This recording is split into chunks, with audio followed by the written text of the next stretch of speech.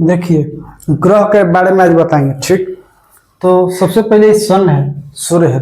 तो ग्रह जो होते हैं सूर्य के चारों ओर दीर्घ वृत्तीय कक्षा में चक्कर लगाते हैं। तो सूर्य से सबसे नजदीक ग्रह कौन है? तो कि बुध ग्रह है। ठीक, तो बुध ग्रह जो है सूर्य के एक चक्कर लगाने में 88 दिन लेता है। यानी कि सबसे ज्यादा यदि जो ग्रह होता है सूर्य के चारों ओर चक्कर लगाने वाला वो होता है मरकरी। ठीक, फिर होता है मरकरी। डिस्टेंस के अनुसार देखा जाए तो फिर हो जाता है कोची बुध, मरकरी, वेनस, शुक्र, अर्थ, पृथ्वी, मार्स, मंगल, जुपिटर, बृहस्पति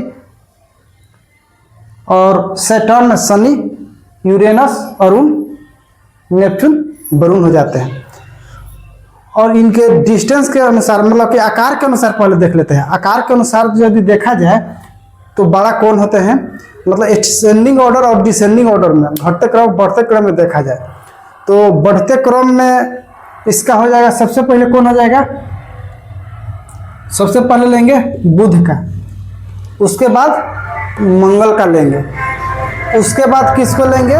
तो उसके बाद हम लेंगे यहाँ पर, उसके बाद लेंगे शुक्र का, उसके बाद लेंगे पृथ्वी का, उसके बाद हम लेंगे वरुण का, उसके बाद अरुण का, फिर शनि का, फिर बृहस्पति का। यानी कि बृहस्पति सबसे बड़ा हुआ। ये एसेंडिंग ऑर्डर में देख लिए। फिर बुध ग्रह जो होता है, बुध ग्रह जो होता है इसको 88 दिन में तो चक्कर लगाता ही है। और इसके बाद अब आते हैं तो यहाँ पर शुक्र की बात करते हैं। तो शुक्र जो होता है ना सबसे गर्म होता है। इसे बोला जाता है कि भोर का या सांझ का तारा भी बोला जाता है, मॉर्निंग स्टार भी बोला जाता है शुक्र को। पूछता है कि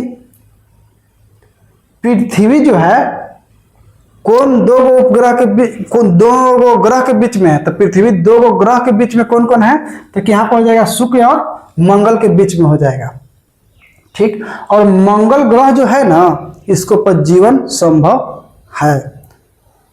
और पृथ्वी का भग्नी या बहन किस ग्रह को कहते हैं? तो कि शुक्र ग्रह को कहते हैं, जो कि शुक्र सबसे गर्म ग्रह है, सबसे चमकीला ग्रह भी है।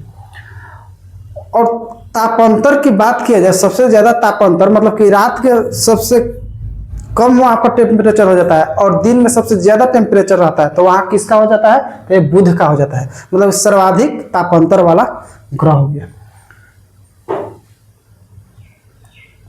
पृथ्वी को नीला ग्रह कहा जाता है। नीला ग्रह इसलिए कहा जाता है क्योंकि यहाँ पर जल की उपस्थिति है, जल की उपस्थिति के कारण नीला ग्रह कहा गया है। और फिर मंगल, मंगल ग्रह को लाल ग्रह भी कहा जाता है, आयरन ऑक्साइड की उपस्थिति के कारण। फिर बृहस्पति है, बृहस्पति जो है ना सबसे बड़ा ग्रह है। फिर उसके बाद शनि आ जाता है। अरुण की बात किया जाए तो अरुण जो है ग्रह, अरुण सबसे ठंडा भी है। सबसे ज्यादा झुका हुआ ग्रह कौन है? अरुण ही है। अरुण 82.5 डिग्री पर झुका हुआ है, सबसे ज्यादा लेटा हुआ ग्रह है। और बुध की बात किया जाए तो सबसे कम झुका हुआ है, यानी कि 7 डिग्री पर ही झुका हुआ है मात्र। फिर वरुण की बात किया जाए तो वरुण तो है ही, वरुण क्या है? सन से सबसे ज्यादा डिस्टेंस पर है, सबसे ज्यादा दूरी पर है।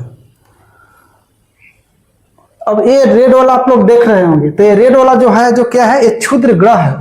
तो क्वेश्चन बनता है कि क्षुद्र ग्रह है किन, क्षुद्र ग्रह जो होता है किन दो ग्रहों के बीच में होता है?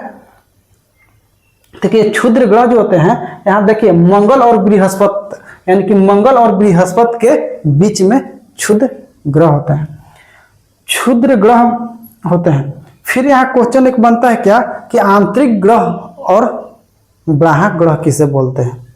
तो देखिए आंतरिक ग्रह किसको बोला जाता है? यहाँ से सभी हो गए आंतरिक ग्रह। तो आंतरिक ग्रह में कौन हो गया? बुध, शुक्र, पृथ्वी और मंगल, ये 4 जो होते हैं आंतरिक ग्रह। अब बाह्य ग्रह कौन होते हैं? तो कि 4 होते हैं। कौन कौन होते हैं बाह्य ग्रह में? देखिए यहाँ से होते हैं जुपिटर, सैटर्न, यूरेनस और नेपच्यून होते हैं, ये 4 गो होते हैं।